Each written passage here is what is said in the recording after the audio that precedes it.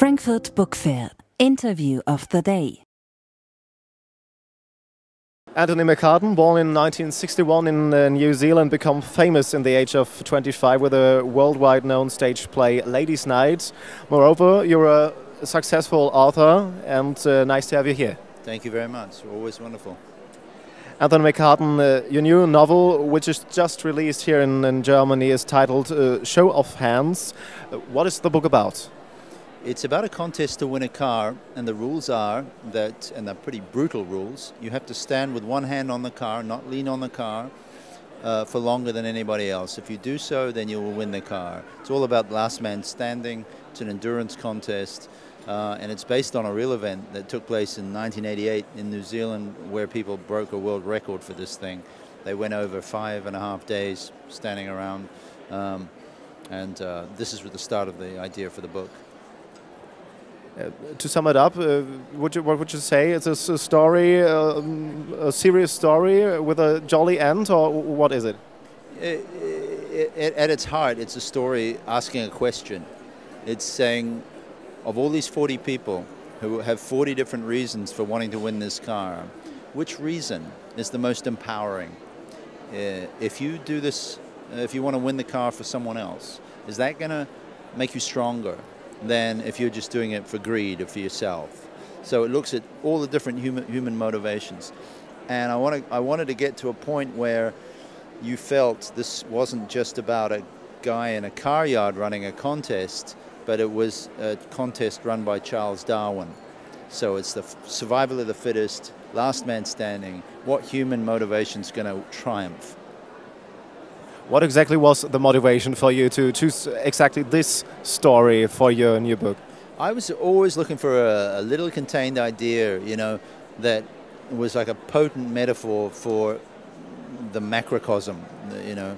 I always loved books like Old Man in the Sea, about one event, but it seemed to talk about how futile our desire is to own the thing we think we want.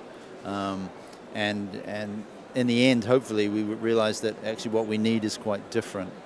And something like Bergman's The Seventh Seal, where someone's playing chess with death, that says almost everything you need to say about life. And as a writer, I'd always been looking for a small contained idea that could just be the focus of the entire story. One scene, one event. And so I was creatively quite excited about this one.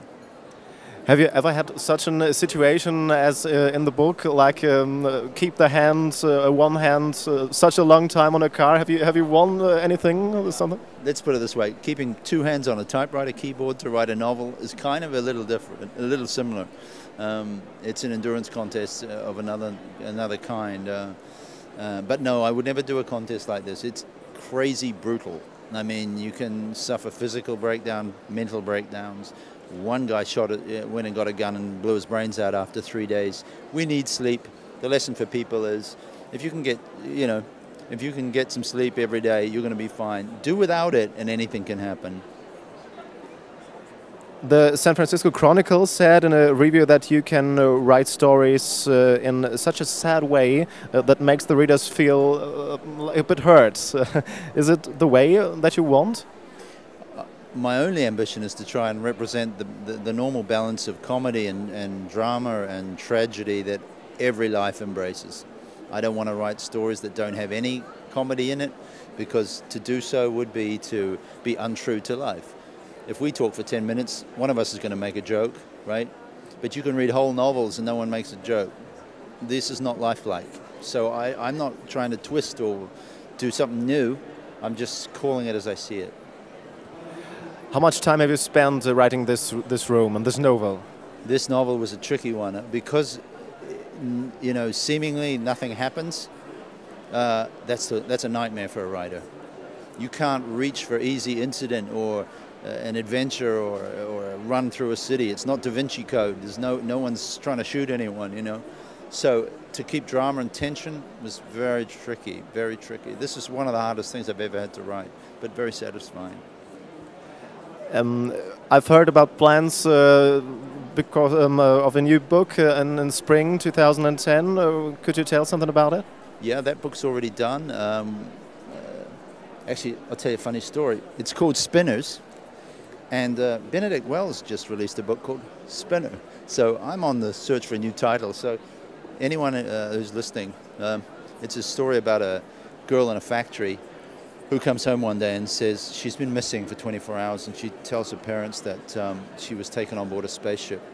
A few weeks later, she finds out she's pregnant, but she's a virgin. How can she be pregnant?